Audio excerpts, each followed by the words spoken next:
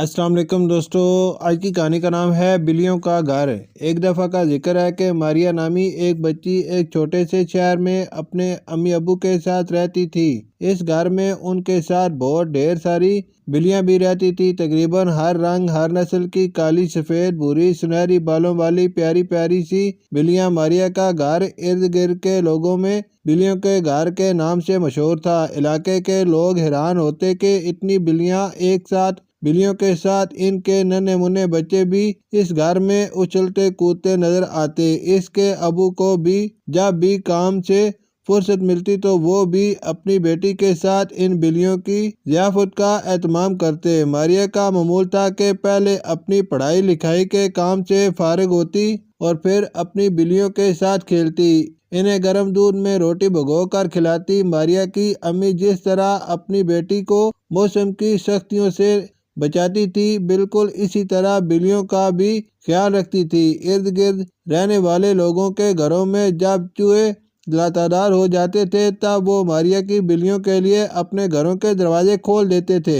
تاکہ بلیاں چوہوں کا صفایا کرنے کے ساتھ ساتھ اپنا پیٹ بھر لیں۔ بلیوں کے اس کام کے انعام کے طور پر ان کے بچوں کو دودھ ملائی بھی کھلائی جاتی۔ یہ سلسلہ کئی برسوں سے جاری تھا۔ چوہوں کا شکار کرنے کے علاوہ صرف سال میں ایک بار ماریا اپنی بلیوں سے جدا ہوتی تھی، وہ اس وقت جب وہ اپنے پاپا اور ممی کے ساتھ تعطیلات گزارنے اپنی دادی کے گھر جاتی تھی۔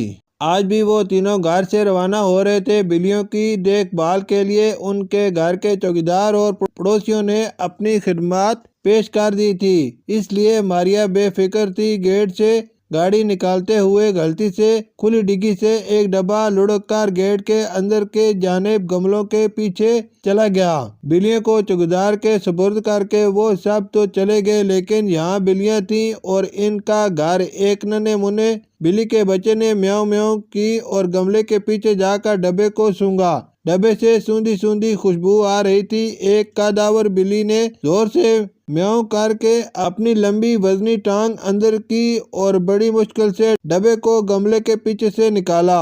اب سب بلیاں جمع ہو کر میاؤں میاؤں زبان میں باتیں کرنے لگیں۔ ایک بے حد خوبصورت بلی نے کہا، گھر پر اس وقت کوئی فرد نہیں، میں اب وزیر اعلیٰ نہیں بلکہ وزیر اعظم ہوں۔ سب بلیوں نے ایک دوسرے کو حیرت سے دیکھ کر میاؤں کہا۔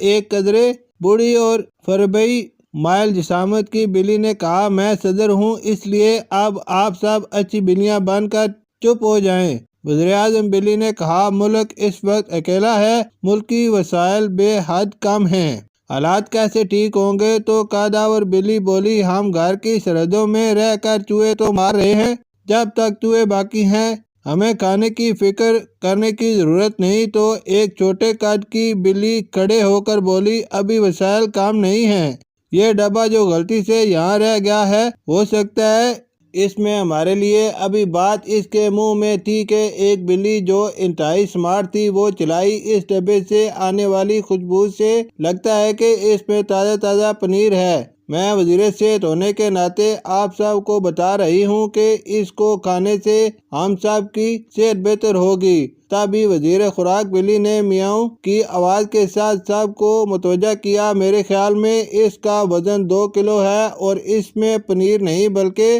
تازہ کھویا نما برفی ہے۔ سب بلیاں پنیر اور برفی کا نام سن کر بے قرار ہو گئیں۔ ایک چست بلی نے لپک کر چھلانگ لگائی، ڈبے کے ارد گرد چکراتی بلیوں کو گھورا اور بولی، ہم سب کو عدل و انصاف سے فیصلہ کرنا چاہیے، یہ ڈبہ غلطی سے یہاں رہ گیا ہے، یقیناً آنٹی نے دادی کے لیے کوئی نرم گرم ڈش تیار کی ہوگی، چوری گناہ ہے، ہمیں اس ڈبے کو ایک امانت سمجھنا چاہیے۔ جس پر قداور بلی جاگ کی طرح بیٹھ گئی۔ ایک دم گاڑی کے ٹائر چرانے کی آواز آئی، بلیاں ایک دم چوکنا ہو کر کھڑی ہو گئیں۔ ماریا کے ابو گیٹ کھول رہے تھے اور آنٹی ماریا کے ساتھ دادی کا ہاتھ تھام کر اپنے اندر لا رہی تھی۔ آنٹی نے ڈبہ پودوں کے درمیان رکھا دیکھا تو بولی، ارے یہ ڈبہ ادھر ہی رہ گیا تھا، یہاں پر پڑا ہے۔ ماریا کے ابو نے جھوکا ڈبہ اٹھایا اور دادی جان کو تھما دیا۔ دادی جان نے محبت اور اطمینان سے